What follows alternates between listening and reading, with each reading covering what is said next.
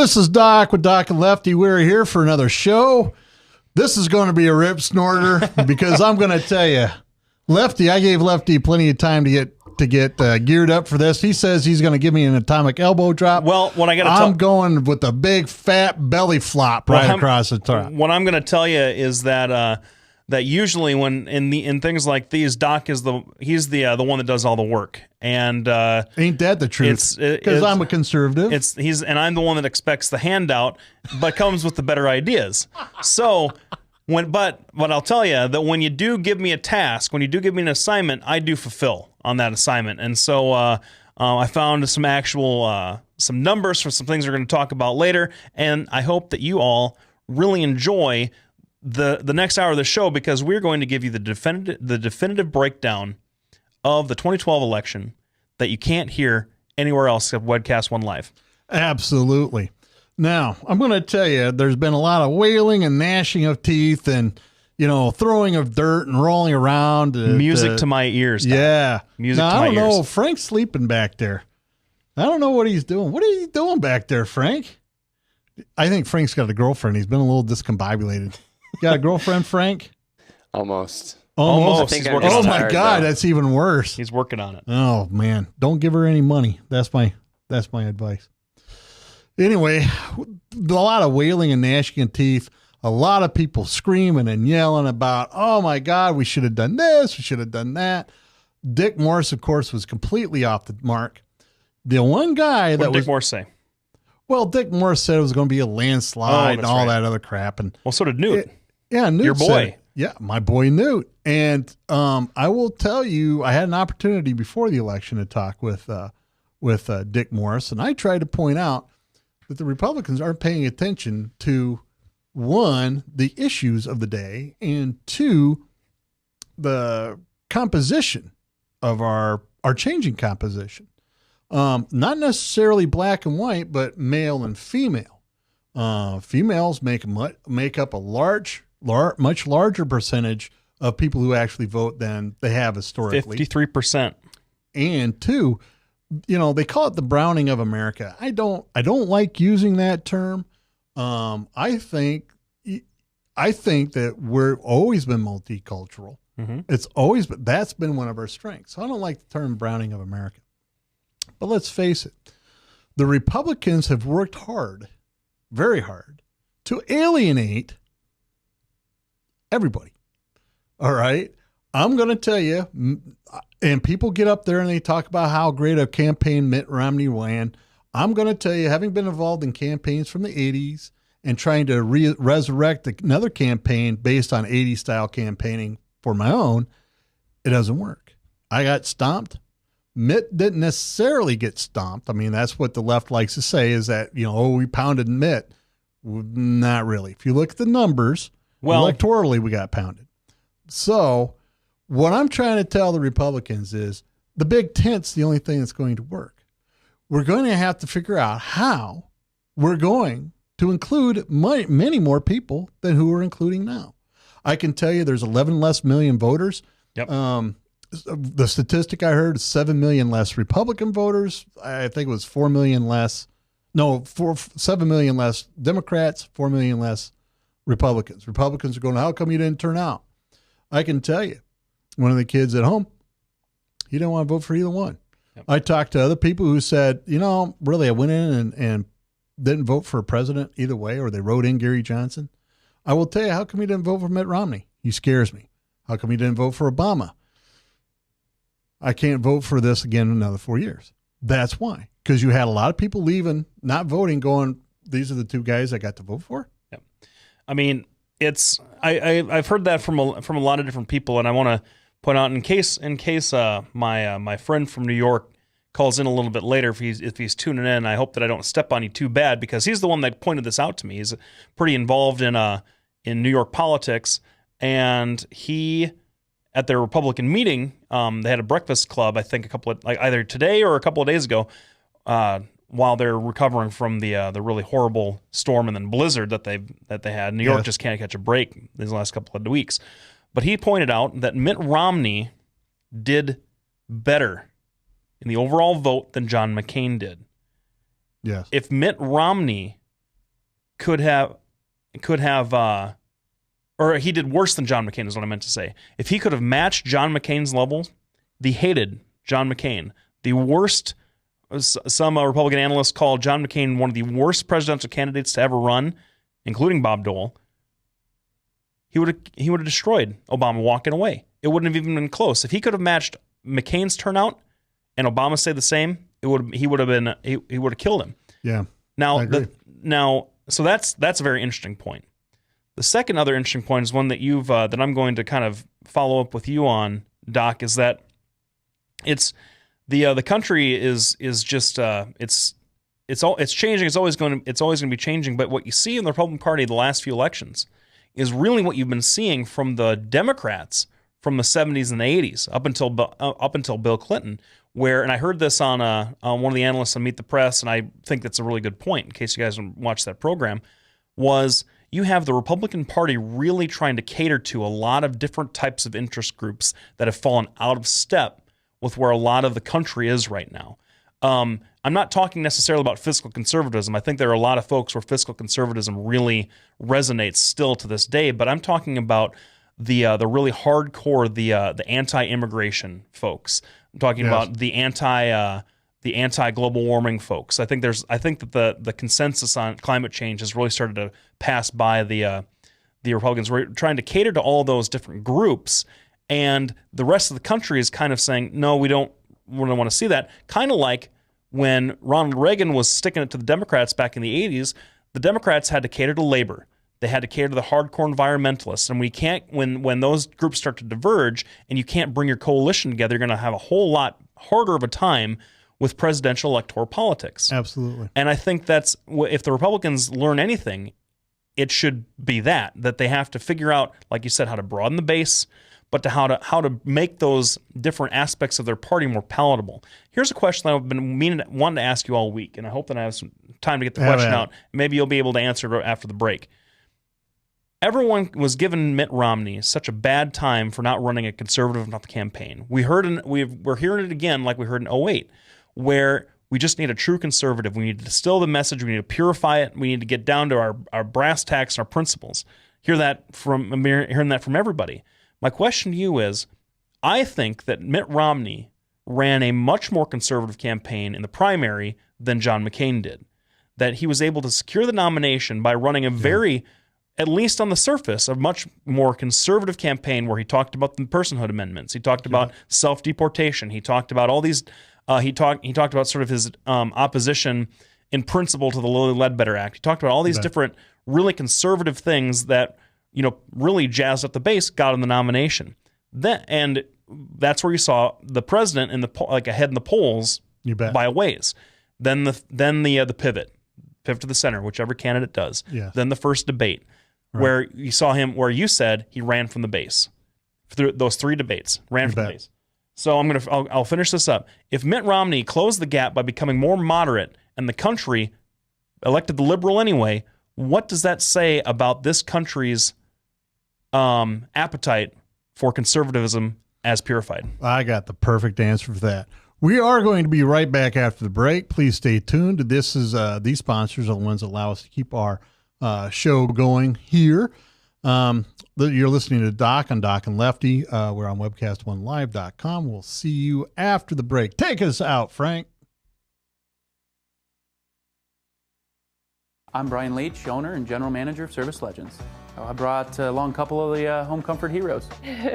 Hi, I'm Tammy Wells. I am Nick Wondershad. I'm administrative manager. I'm the senior technician from Service Legends.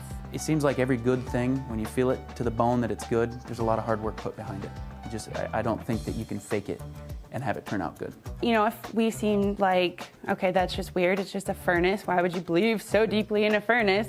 It's not just that, we want to show the world that you can have good service. Yeah, it's got to be, it's your home. It's built into our daily trainings, it's built into our culture, that we're going to do whatever it takes to have each client say they love us, period. That's why we spend all the hours in the training that we do. And if we guarantee it's going to be a good experience for you, or else it's free, what type of work do you think we're going to do? There is a guarantee. Temperature selection guarantee, fixed right or it's free guarantee, comfort guarantee, best value guarantee. All of these guarantees hold us accountable to ensuring that we exceed your expectations. And if for whatever reason we'd fail and we can't make it right, we guarantee all of those guarantees with a 100% money back guarantee. I mean, if you don't think that your technician can fix it right, are you going to say that to a client? No. You don't have to worry about having a technician come to your house. We drug test, background check all of our team members. We put safe people in your home. Each and every one of our service techs, 400 hours a year in training. You tell it the minute they walk in the door. They know what they're doing, they've done their homework, and they actually truly care about what you want. Because at the end of the day, you're the person that makes sure I have a job. They're going to be listening. They're going to want to know what your challenges are. Then they're going to come and give you options, and you get to choose. If I'm there to help and I make it easy and painless, I did my job right that day. Well, when it comes to your comfort, safety, and your family, you don't necessarily go buy the most expensive, but you get the most bang for your buck. Oh, it's worth it because there's a lot of people that will find a way to get it to work right now and then leave and then come back, charge you again, and the cycle just repeats itself. So when I'm out there looking at the furnace, I want to find why it failed today. How can we change the part today with something that you're not going to have to worry about? Is it worth changing the part today? I mean, you can put a lot of money into a furnace. I can fix parts all day. There's good job security in that for me, but is it the right thing for you? I get a lot of the phone calls of after the technicians are there. They're just in awe. They're like, wow, you guys are great. I mean, I don't even know what to say. You guys are great. Everything you did was perfect. It was great. Keep going though, I like this. Just give us a try. I'm going to take all the risk. I've got the time to make this right. I've got the support to make it right. Just check us out. And if you don't see the value in what we do, I mean, fixed right or it's free or 100% money back. enough said. This is Doc with Doc and Lefty. Thanks for coming back, joining us. Before the break, Lefty was basically asking a question. The question was, what does that say if Mitt Romney went to the middle and still lost? Well, No, that's not exactly what it said. Oh my God! Here comes the lawyer. He's Mitt Romney. Me in the face with this. Mitt Romney went to the center and was gaining in the polls. He was improving his poll position by moving to the center, and they still elected the liberal. What does that say about the conservative message? Well, that says, I will tell you, there's three different things to this. Mm-hmm. I don't think it speaks anything to the conservative message. That's my first thing. The second thing, you have to keep in mind that as soon as they elected Mitt Romney, he lost the conservative base, period. You and I talked a lot about that. You and I talked a lot about his record. I talked a lot about you can't hire the guy who has Romney care, which is the basis for Obamacare. You can't elect that guy and expect the conservatives to unite behind him. But all you had was conservatives. That's what. If that was so terrible, then why did he get the nomination in the first place? Well, just like when I ran for Congress, Mm-hmm. that's the splitting that vote among 7 people. Really made it much easier for Brad to come out and win. The guy who finished second was Jim Gibbons. If we hadn't split the vote, Jim Gibbons would have easily could have won because Brad and I split votes. Funk and Brad split votes. And if you add me, Funk, and Brad together, I mean, that's what Jim Gibbons could have had. Or me and Funk. If you added me and Funk together, that's the people that Jim Gibbons could have had, and he could have beaten Brad's on. So you have 6 million people running for office. You only have 2 people there that really had the potential to beat Obama, and neither one of them got elected. So you have Mitt Romney running. The second thing is, We got a call there, Doc. oh yeah, oh my goodness, really? Hey, we should stop acting so surprised. This is 2 weeks in a row. Yes, 2 weeks in a row. Yes, let's plug in. Hello, you're on Doc and Lefty. Hey, Doc and Lefty, how are you today? I'm doing all right. Oh, this must be your friend from New York. This is Doc Tomio from New York City. Yes, it is. Hey, Doc. Hey, how you doing? Okay, how are you guys tonight? Not too bad. We're doing well. That's good. That's good. We're trying to still recover here in New York City. It's tough for us. You got heat and power up there yet? Yeah, actually, because I live in Midtown, New York City, and when you looked on the map when the TV, the stations were broadcasting New York City, you had Lower Manhattan, which is called the Financial District, they were flooded out, and I live in Big Town, and that was the other section that lost power. But we're back power again. Oh, well, that's good. Yeah, so we're back in action. So what do you got a question for us? You have something you want to say tonight? Well, I was just calling in to see how you guys are doing. What's the topic of discussion? Because I know things have evolved over the past few months, especially the past weeks, and now the past 2 weeks. But what's tonight's topic? Well, tonight's topic is voter fraud and how the Democrats perpetrate it all the time. Right now, the question before us right now is how come if Romney moved to the center and got more people or started polling better in the polls, how come the moderate or the liberal got voted back in? And so we were discussing, one, Republicans lost the conservative base, and I know, Tom, you're a conservative as well. Yeah. And you had a lot of reservations about, because we've talked about it before, you had a lot of reservations about Romney Care, and you had even more reservations about Obamacare. And then the second point is Republicans don't adjust well to modern technology like the Democrats do. There's early voting. Democrats got people together in voting parties, bust them to the early voting stations, got them off the bus, took them into the voting booths. Hold on, not actually into the booths. Actually, but, Doc, I'm gonna break in right here and let our caller maybe address some of this. Some of the stuff. You're right. So, I get going. Keep him. He's got a family to take care of up there in blizzard-stricken New York. Yes, that's right. Yeah, you're absolutely right. I'll just a little from my vantage. I live in New York City, and New York City is one of the most liberal cities in the states. Regarding the social media, yeah, absolutely 100% correct that the Republicans are behind, and that's they're at a disadvantage.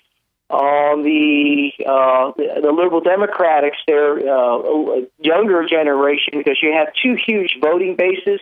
You would have the late 50s to late 60s, the so-called like hippie generation, and their children that are in the late 20s and late 20s to late 30s, and they're very, very tech savvy. A lot of them work in the tech industry. If not, they're very artistic, and they're able to uniform and spread their message through the social media like Facebook and so forth. And that's something that unfortunately, the conservative or Republican demographics, where I call aging out, where the golden age, our grandparents are dying off, and our parents who would fall as a conservative are getting older, and they're not tech savvy. Then you have our generation. We're tech savvy. However, we're not having the number of children. I don't have any biological children, and all my cohorts might have only one child. So we're starting to lose a significant voting base. And then if you include not being tech savvy, we're really behind the ball. So, am I just correct in that neither one of you think that there's a problem with the conservative message at all, even though? Yeah, there definitely is. There is a disconnect where right now the Democratic parties, what they painted out a picture that the conservatives are old, white, greedy men, which is not the case. We definitely do have people of color and other races that are conservative, but the message that's being portrayed is definitely not the message that needs to be out there. That we are caring the people, that we're the most generous people. And you see all the statistics that we do donate. We are very charitable, and we're the most charitable people because we are within the highest financial making demographics, and we donate a significant amount of money. And the state that leads is Utah, and that's the Mormons, and no one even addresses that. And you can look up these statistics; they're facts, all over online. No one addressed that, to prove a point, saying, "Hey, we give to the community." And right now, the message that's portrayed, or the image that's portrayed, is we're not given at all, and we just take, and we're greedy. We're Wall Street guys. We're money hungry, and that's the message. That's the exact opposite of what we really are. We're very caring people. We believe in our founding fathers' message that We need to become educated. We need to work as a group. We fight. We work hard, and we move forward together. And that's not the message that's being portrayed at all. I really can't. I can't argue too much with that. We can talk. We can cry foul, because I know that the Democrats back in late 2002 and then in the 2004 election were really upset that the Republicans were painting us as lily-livered cowards who were in the back pocket of France and weren't strong on national security and weren't patriotic, especially. That was the big thing that always stuck in my craw, that as a Democrat, I was definitionally unpatriotic. So I really understand where you're coming from. I just wonder, is there a sense that, and we won't keep you on too long, but is there a sense that that there needs to be sort of, one of the big things you hear in the news is that there needs to be a more appeal toward Latinos, especially because the Hispanic population of this country broke pretty heavily for President Obama. And if that has something to do with us, if you're going to see a softening in the illegal immigration debate on the Republican side. Oh, absolutely. I'm already talking about it right now, and that's a current topic. Mm-hmm. But even greater than that, and I'll give you an example. Statistically, a larger population is the Asian population, where there's a total disconnect. Here in New York City, we have about a 40% Asian population, and they're a working class, and they voted for Obama. So you're like, well, what happened? Where was that disconnect? And they have their work ethic is not liberal. It's a conservative work ethic. The harder you work, you're going to make it in America. The entire family works together. It's totally different, but they did not join forces, and they went liberal. And there's a total disconnect there. So not only that you have the Hispanic population, because in immigration you have the fears, because in New York City we have, you have some Mexicans, and we have a lot of Dominicans, and then we have the Puerto Ricans, which are Americans, but it's a territory, but they're, because of the voting and what they're allowed to have, they get the benefits without certain restrictions versus like a Dominican who's not an American at all, but we have a large population there. But then if you go into Queens, we have a huge population along the 7 line. That brings you to Shea Stadium. Well, now it's City Field. That's where the Mets play. If you go along, you'll have Colombia, you'll have Ecuador, you'll have El Salvador, and you go right down to each train stop. And Sure. That's pretty significant. Yeah. When you're on the train and you look into the playgrounds, you see all the temporary, there's no more playground. Yeah. Right. Hey, Tom, we got to take a break. Okay. I want to say thanks for tuning in. I'll give you a call after the show. Okay. Well, just, you guys are doing a wonderful job. And, regardless, you're both Americans and you're trying to make a difference in the community and make us, better. I wish you continued success with your show. All right. Thanks a lot, Tom. Okay. We'll be back right after the break. Frank, get us out of here.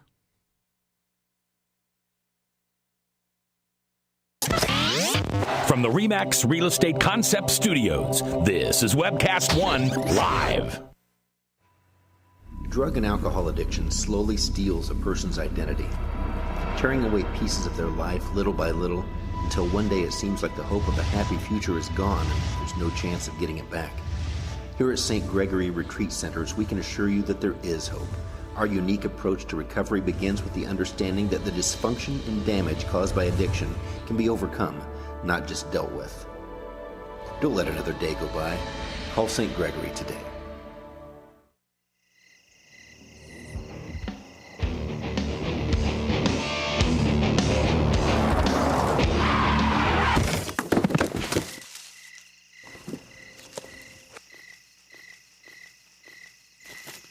It's like they want to get hit. Need a body shop? Minor Wreck Express saves you time and money. This is Doc with Doc and Lefty. Thanks to everyone for joining us. Thanks, Dr. Thomas O'Brien from New York, for calling in today.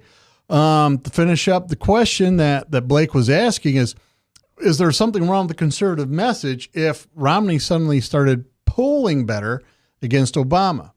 One of the things is that all the pundits agree to, liberal and conservative pundits, is the week before Sandy hit, it was at least going to be a much closer battle.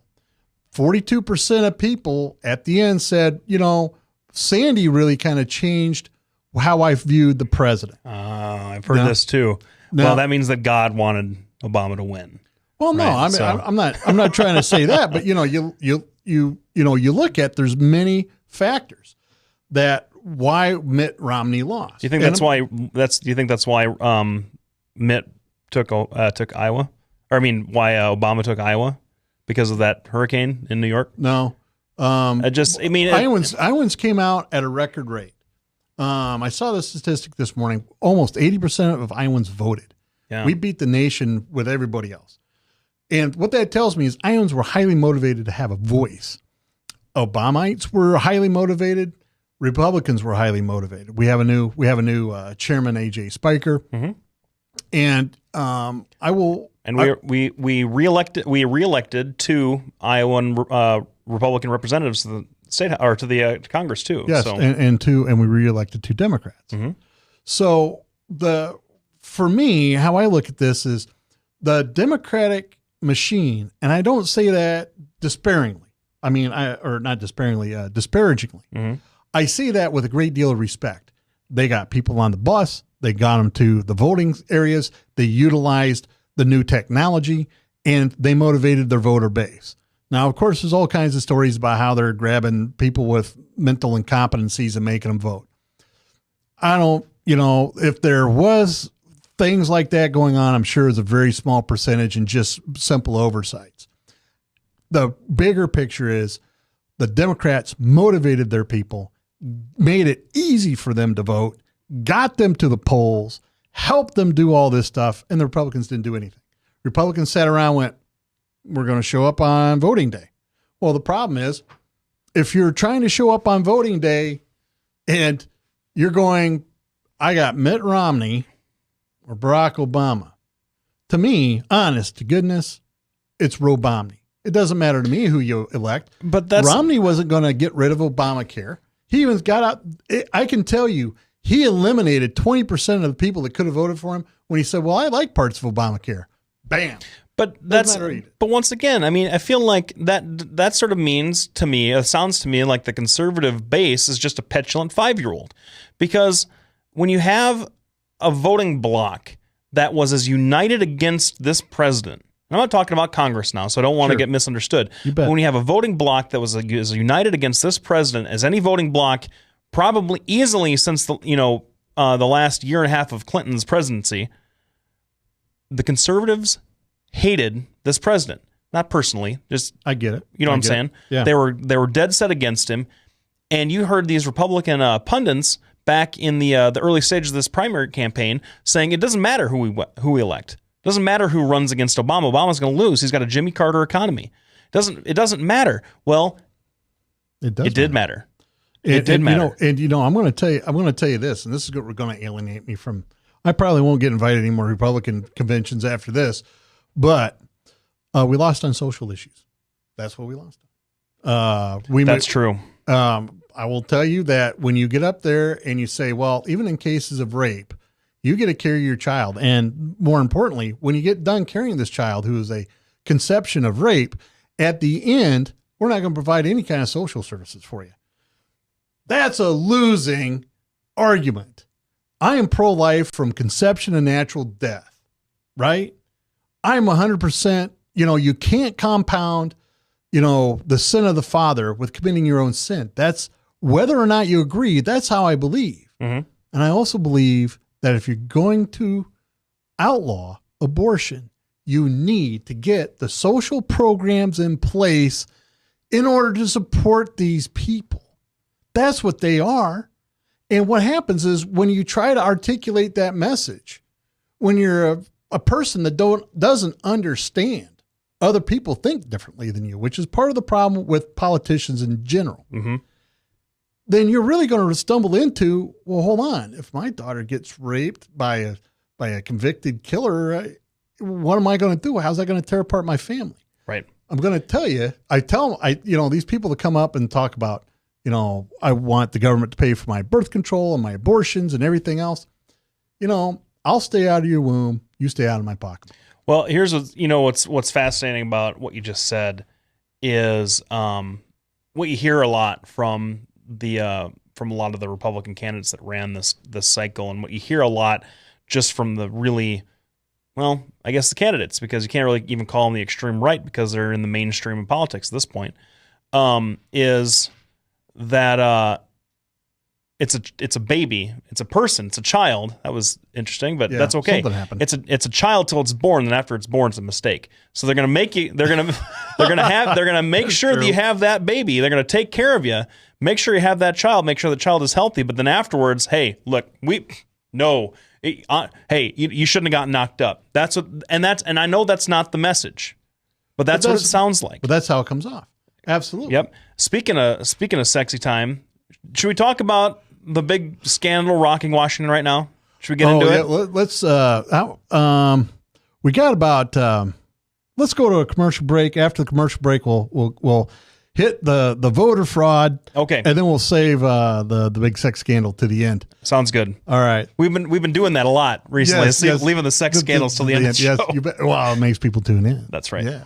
All right. You're listening to Doc with Doc and Lefty. We'll be back in about a minute. Thanks for tuning in. From the RE/MAX Real Estate Concept Studios, this is Webcast One Live. If Tom Coates from Consumer Credit of America was your personal webmaster, Tom would filter out all bad debt emails. If Tom was your mailman, you'd never get any debt reduction junk mail. If Tom Coates was a lineman, he'd block any phone calls offering to reduce your credit card debt. Hi, I'm Tom Coates with Consumer Credit of America, and we're still your best choice for credit counseling. We're local, we're accountable, and we can do more. You make the call when the time's right for you. When it comes to competition, there really is none for Consumer Credit of America. Whether you're 10, 25, 50, 80 years old and beyond, everyone needs to live within their means. I'm Tom Coates with Consumer Credit of America. For almost a quarter of a century, we've helped people of all ages learn to manage their personal finances to benefit them far into the future. When problems arise, we've got the experience you need to make those debt problems go away. Got financial problems? Call Consumer Credit of America. This is Doc with Doc and Lefty. Thanks for joining us tonight.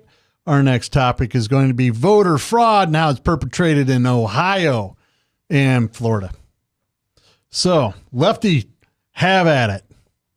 Give me that atomic elbow this is drop. this is your thing. This was your that's true. Well, then I'll start it. This is your thing that you brought up because I don't think that voter fraud is a very big deal. Because liberals don't think voter fraud is a very big deal because we like reality. Because you guys like being in power, and the more dead people you get voting, the better off you're going to be. Oh boy, don't dust that one off too hard. You might break it. I might. Now I want to take a giant leap off the third turnbuckle. That's in honor of my buddy Scott Casper, who announces the professional. So you actually have that's why my reference was so bad, because I don't really watch professional wrestling that much. So I don't really understand. Right, well, can you even do an atomic elbow drop off the top buckle? I'm pretty sure you could. Okay, go ahead. Anyway, there are places in Ohio that have 0 votes for Romney, 1 vote for Romney, 2 votes for Romney out of the entire precinct. And what you see on Facebook is there's 900,000 people in Cuyahoga County and nobody voted for Romney. I'm going to tell you that's not true. There are precincts within Cuyahoga County that really are not Romney bastions. But it still seems pretty suspect that you have precincts with 0 votes coming out. Mm-hmm. So I think if it's not voter fraud, it at least has to be some kind of voter irregularity. Because remember, this is the county that had reports that if you hit Romney, that it wouldn't have let you vote for Romney. It would pop up that you voted for Obama. Well, what's so interesting about that is that wasn't Ohio also the state where all the voter machines were owned by Tag Romney, and Ohio is the one with the Secretary of State who's a Republican and who tried to limit all the early voting in all the Democratic counties. So, I mean, Ohio, and as far as voter fraud is concerned, I think there's a lot of more of a problem on the Republican side. But I went through and looked at some of the numbers that you popped up there, Doc, about the issues. The polls that came out of the places that had the most 0 votes for Romney in their precincts, and that was in East Cleveland, Ohio, which is one of the suburbs, and Cleveland itself. And a few of the precincts had 0 votes for Romney in the unofficial tallies. Unofficial. Not been certified by the Secretary of State. And I want to point out, first of all, in East Cleveland, Cuyahoga County, 17,843 people in 2010 lived there. 17,000 people. Not a great many of people. Not a great number of people. So not a great number of registered voters there either. And I'm going to tell you that of those 17,000 people, 93.4% of them are African American. So just from the math, because the African Americans turned out in such large numbers for the president, you're going to have precincts where there might not have been a single Romney vote. It makes sense to me from a math standpoint. The other one was Cleveland, the city of Cleveland proper. You know how many African Americans make up 53.3% of Cleveland, of the entire city? Yeah. And so out of those precincts, with the vast majority of them being African American, I can understand how maybe a couple of them in the unofficial tallies didn't have a vote for Romney. I can. Would it have swung the election? No, because Romney lost by 40 points in Cuyahoga County. It was like 68-30 or something. It was just ridiculous. And here's on humanevents.com has a very interesting article about it. And that is Romney won handily the rest of Ohio. He just didn't win Cuyahoga County. And he lost it so badly that the vote tally there is really the vote tally that he lost by, which is a fairly interesting analysis of how it's not necessarily a split between Democrats and Republicans, but it's really becoming a split between urban and rural population centers. Yeah, yes, if you don't have a whole lot of people, you don't want to see. If you're a Republican, I feel like you are on the wrong side of that because you don't want to be in Wyoming if you're a Republican necessarily. No, you want to be where the people are. You're in New York and California. Yeah.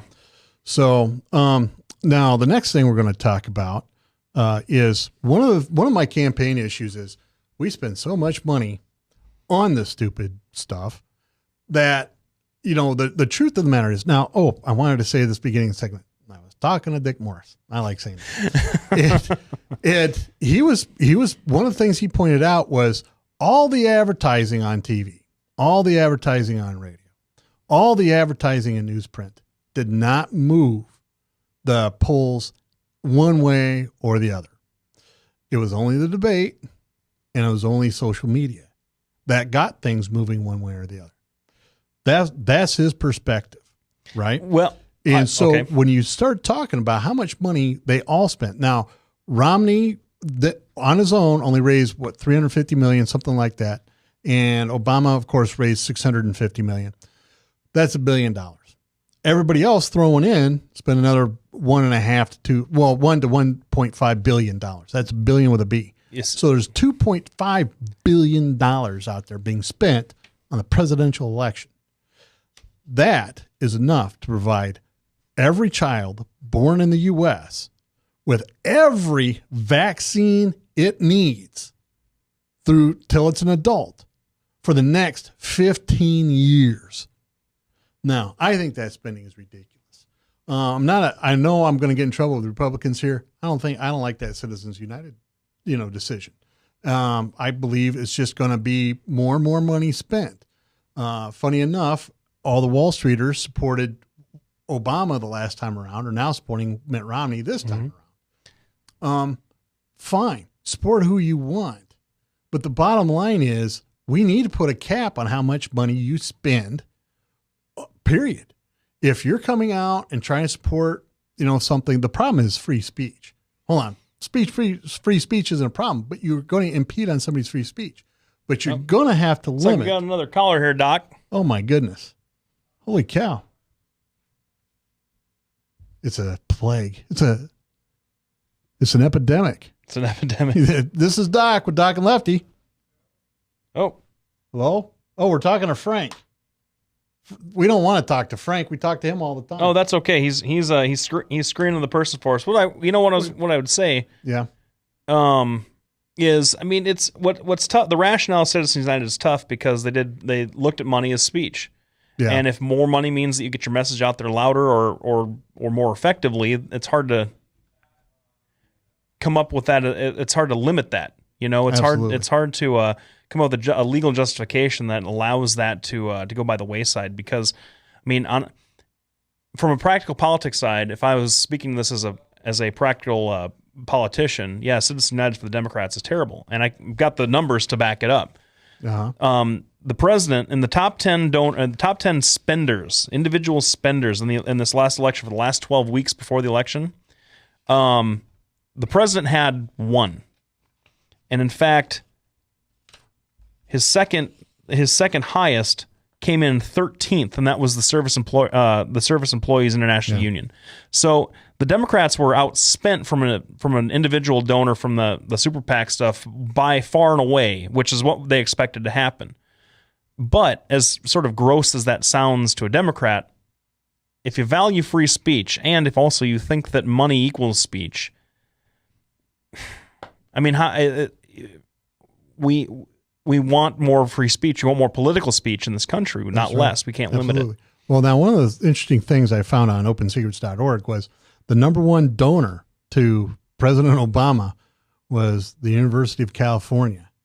Now, I don't know about that. I mean, because they don't. It's everybody who's associated with the University of California, fundraisers, all that stuff. What I found that rather interesting is that a government institution. Basically, government institutions are the ones that make up about 50% of his top donors.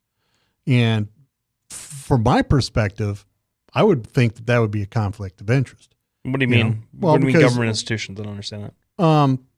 Like the University of California is one. You mean like the administration, like the university cut them a check? Or individual professors and all that stuff. Yeah.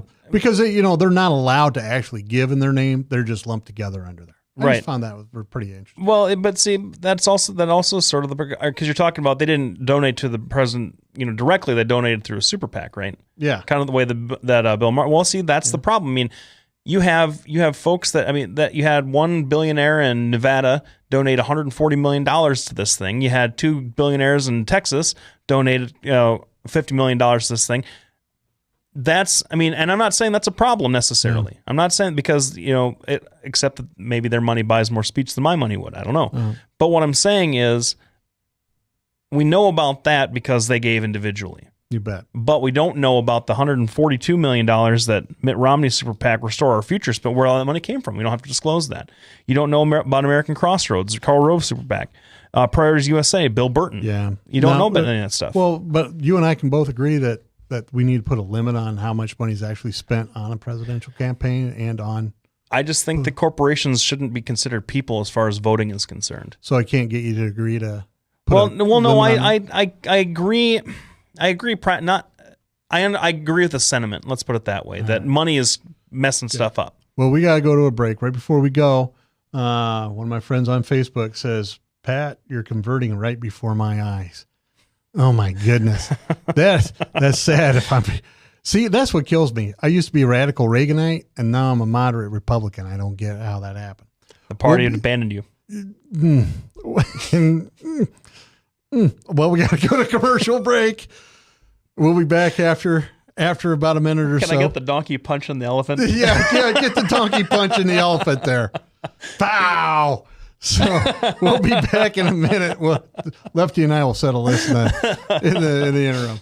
Thanks for tuning in. We'll be back in a minute. From the RE/MAX Real Estate Concept Studios, this is Webcast One Live.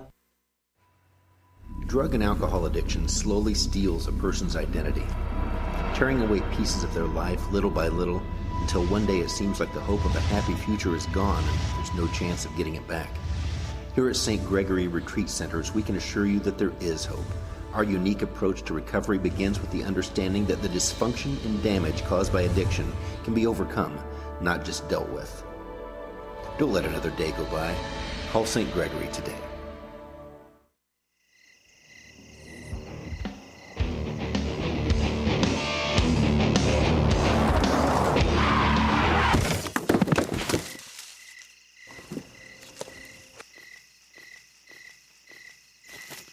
It's like they want to get hit.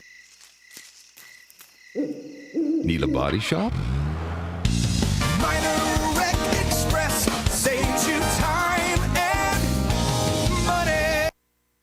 This is Doc with Doc and Lefty. This is our not necessarily our final segment. We have the medical minute, which we're going to be going over sleep apnea, and the Lubinus legal brief, where Blake's going to go over legal stuff. Maybe if we have enough time. If we have enough time, right? General Petraeus. Oh man, what a sad ending! It's almost worse than Joe Paterno.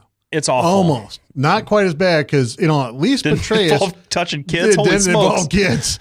But in every other way, this looks like a ginormous cluster. Well, holy cow. I mean, first of all, the guy that single-handedly won the Iraq War for all intents and purposes. Absolutely. Not just his command, but his strategy and paying off the Sunni leaders to flip sides was a stroke of military genius from a counterinsurgency standpoint. Absolutely. And this guy, but you hear, and now you're seeing all the people pile onto him now, how he wasn't very well liked at the CIA, how he and Obama didn't get along too well, but how how the president really didn't want to accept the resignation because he's a credit to the organization, and probably from a political standpoint because he didn't want to see him run against him in 4 years. Absolutely. That was part of it too. But he wanted to keep him in the shop, but his I think it was Petraeus' own advisors were saying, you as a CIA director, you can't get out, you have to get out in front of this and you can't stay. At this point there's FBI probes, there's all kinds, it's serious stuff. But the FBI knew months ago and informed Holder, and that's who they answer to. They don't answer the president. Right. I mean, obviously everybody answers the president. Right. But really they answer to Holder. Holder knew. The FBI came out and said, we notified Holder in June. This is what was going on. Petraeus got wind that he was being investigated into the affair, right? And next thing you know, it's branching out into other people. But this woman that he had the affair with, I mean, this could have, if she had kept her mouth shut and not gone after one of his friends, we would have never known about it. Absolutely. I mean, that's what got the FBI involved in the first place, was that this family friend of the Petraeuses, of Holly Ann and the general, alerted the FBI saying she's getting threatening emails that happen to have a lot of personal information about David Petraeus in them. Her last name. Now this is a days of our lives moment. Yes. David Petraeus is having an affair with a woman who is very attractive. And unfortunately, his wife, who I think is a very lovely woman, is a little bit older and a little bit rounder. And, so you can kind of see where, this lady fed into his ego. So he's having an affair with this lady named Breadwell. And she has a friend named Kelly, or her last name's Kelly. And she's having an affair with a general named Allen, or at least some kind of, Is that what it is? I don't think it's an affair. It might not be an affair, but Kelly is the friend of Petraeus. Yes. Right. And so what you have is Breadwell, the mistress, sending threatening notes to Kelly, and apparently threatening emails, apparently using government things. What is it with people? How dumb can you get? Anyway, and now they're investigating 20 to 30,000 emails exchanged between General Allen and this Kelly lady in about an 18-month period. Yep. I can tell you, I never throw out an email in my Mind Jockey account at AOL. So that's not a big secret. And I'm going to tell you that I've had it since, you remember Prodigy with Sears? Yep. And then AOL bought out Sears. That's how long I've had this account. I've kept all my emails. I only have 6,000. All right. You know how many emails you got to send? That's all that guy could have been doing. Just emailing. But see, you don't, if you send an email, it's a little bit longer. It's not more than just a, hey, what's up? I bet that's what a lot of it is. Well, yeah, but still 20,000 of them. Remember, it's 20 to 30,000 pages of documents. So it doesn't necessarily have to all be emails. Well, they specifically said 20 to 30,000 emails and related documents. Well, here's the funniest thing about this to me is this Broadwell, this woman is, she's a little young. She's not super duper young though. She's probably what, in her 30s or 40s. She's probably just tipped over the scale of 40s, and of course, General Petraeus is in his 60s. Sure. So so you're talking about a mature career, and she was in the military too. Career veteran woman who's a journalist, professional, sending emails to this family friend of the Petraeuses that basically, from the reporting that I've read, or have the tone of this woman of a jealous, sort of immature, he means more to me than he does to you, and I can prove it because this is what I know about him sort of stuff. This was schoolyard. This was just down in the gutter mudslinging at the most basic high school level that I just find completely amazing. Absolutely. And it's one of these things. I have a very dear friend of mine, Pat Van Zandt, and she always told me this: if you can't be moral, for God's sakes, be discreet. That's right. And the problem is, and this is, I'll go back to President Clinton now. I don't care who Clinton screws, none of my business. But it is my business if he's screwing somebody in the White House, because that makes that office vulnerable, just like it makes the office of the CIA director. So you think you think that resigning was the right way to go? Oh yeah, absolutely. Because there's people out there that there's a few people, and this is kind of bipartisan, that feel like he shouldn't have. Yeah, and don't get me wrong, he's very talented, but you cannot have that kind of behavior in such a sensitive position. Willy Brandt, I'm going to invoke Willy Brandt. He was having an affair with his secretary way back in the 60s. Turns out she was a Russian spy, and they knew all of our codes and everything else because he trusted her because he was sleeping with her. There's something that happens to a man's brain when he's having sex with a woman, and that is it shuts down and all kinds of irrational stuff happens. You know, we're men. We know it.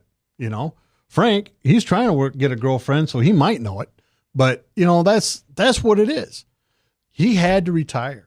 And what's sad is it's really expanding quickly. Yep. And what kills me is the timing of it. Now, one of the things I am proud of that Petraeus said, I'm still going to testify at the congressional hearings over Benghazi. I'm glad for that. Now, the Republicans knew that Clinton was bugging out to Australia. They knew that she was going next week. I don't know why they couldn't have waited a week to have her come back and testify. But there's something going on over in Benghazi. It certainly sounds like a cover-up. It could just be, you know, natural screw-ups along the way. But Petraeus is going to know, and knowing him, he's going to just tell it the way it is. Well, he doesn't have anything to hide, or he doesn't have anything to lose now. His career's over. And in the military, yeah. Yeah. Because that's a court-martial offense. Well, I thought that he wasn't still in the military, though, I didn't think. But he was having an affair while he was in the military. Well, they wouldn't go after him and court-martial him after the fact, would they? No, well, because he's a retired general now. Yeah, but they can reduce his rank and take his retirement pay. I don't think they'll do that, though. Do you? I don't know. He was. You just seen a guy. They get pretty bent about that stuff. Well, for people that are still serving, and they're harder on the underlings more so than the top brass. They immediately relieve the top brass, and that's the end of their career. I mean, they do. You think he's got a political career? I hope so. I hope so. I'm going to tell you, and you know what? I'm going to tell you this. Colin Powell ever ran, I'd vote for him. I know he's kind of betrayed us with the Obama thing and all the rest of that twice. For me, I don't want to sound like a giant bigot, but I'm not, I promise. But for me, it's a racial thing. You know, they have a black president. You can't serve with a conservative president voluntarily like he did and suddenly go, oh yeah, you know, socialism's okay. You can't do that. So for me, I think there's social issues associated with that endorsement. However, it's adorable. What? Throwing the socialism thing in there. Oh, that's adorable. Yeah, thanks. But the truth is, both General Petraeus would have my vote. There's a lot of retired military that would have my vote if they would decide to run. I can't recall the general's name off the top of my head. It's not McChrystal. It is. It's not General Allen. Anyway, but there's a lot of military folks I would vote for because I think they're pretty reasonable. So that's really fair enough. So, well, we're not going to have another commercial break. We're going to go straight to the medical minute. Okay. Do you have your Lubinas Law brief all geared up? I think I've got something in mind. Okay. Our medical minute now is sleep apnea. Now, a lot of people, they complain of being tired all the time. Sometimes that's your lifestyle. Sometimes that's, drinking a whole lot of caffeine just to get through the day. And then the next day have a withdrawal effect from it. Sometimes you lay awake at night with a lot of anxieties, worry, and can't sleep when you're tired. Here's some things that can separate you from just regular life events from sleep apnea. First of all, if you're not doing anything, do you find yourself dozing off? You're watching some TV, watch your favorite show. Next thing you know, you're asleep. Like if you're driving somewhere in a long distance, you have to pull over, or you're afraid you're always going to be going to sleep. That could be a sign of sleep apnea. If you always feel like you're never rested, let's say you get 10 hours of sleep at night, you wake up just as tired as when you went to bed, that could be it. If you live with somebody, do you snore? Do they describe the fact that, you're not breathing and then suddenly you do one of these? All right. That can all be sleep apnea. The reason you need to get this treated, and we have a lot of good treatments now. The reason you need to get this treated is people with sleep apnea have a higher rate of heart disease, heart attack, and diabetes. You have to eliminate a lot of the physical causes of tiredness, but they now have free screenings for sleep apnea, and the test that they use, you can now use. You just stick this helmet-like thing on your head. You go home, you sleep, you bring it back the next day. You don't have to schedule with a sleep doctor. You can do this at home. So you don't have to go in. You don't have to stay there 3 nights. You don't have to go to the hospital. You don't have to do all this other stuff. That's really a pain. It's up to you. Now, if you want to find out more information, you can go give my office a call and we'll get you in and get a screening for you. And there are plenty of information out there. I recommend the National Institute of Health, and that's nih.gov. And you can look up all kinds of good, reliable information on there, because we all know the internet's full of crap most of the time, especially when Lefty's on here just by himself. It's Lefty, true. Let's go with the Lefty legal minute. Actually, I've changed my mind. I'm going to tell the folks out there a little bit what's going on in Des Moines from a music scene standpoint for the next couple of days. I love that. So tomorrow, and a lot of these, and I'm just pulling this off my own Facebook feed. So most of these are people that I know and I can personally vouch for. Tomorrow, you got at the Bombay Bicycle Club, which is over by our old office in Clive. Best damn band, Battle of the Bands competition 2.0. That's always a really great time. Tomorrow also is the open jam session hosted by It's Complicated, a really great band. A bunch of good friends of mine in that band, and they're fantastic. So if you play an instrument, sing, otherwise entertain, get down to the open jam at the Standard Martini Bar that's just down here downtown. That's tomorrow. Later on in the week, well, actually, and this is the big one, Saturday, Little Big Fest is coming back to Des Moines, but it's different. It used to be in the Hotel Fort Des Moines every single year, and now this is the seventh annual Little Big Fest. Bunch of independent, unsigned bands, local talent from Des Moines, going to be held at Woolies, the House of Bricks, and the Underground. Now that's a lot. It's a lot of music, and the cover charge is really cheap. It's like $15 to hear about 8 bands. The Chronicles, another good friend of mine, Jeff Safford fronts that band, and they're fantastic. This power trio that does a lot of really good music. I will be performing at the Ducktail Lounge in Clive on Saturday from 9 to 1.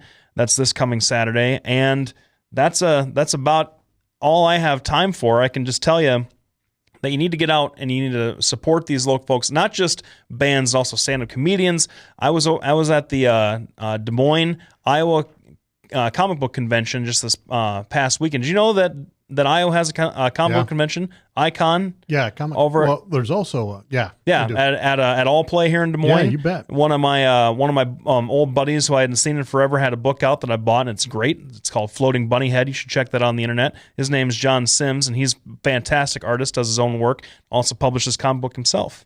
So that's a little bit of a self-made entrepreneurial story there for you, Doc, to end out the hour. Hey, that's great. Thanks, everybody, for tuning in today. Thank you to my friend Tommy O for calling in. We will be here next week from 6 to 7 p.m. If there's anything interesting that you would want to have us discuss, please let us know. We are on Facebook at Doc and Lefty, or me Pat Bertroche or Blake Lubinas. Thank you, everybody, for tuning in. We will see you all next week.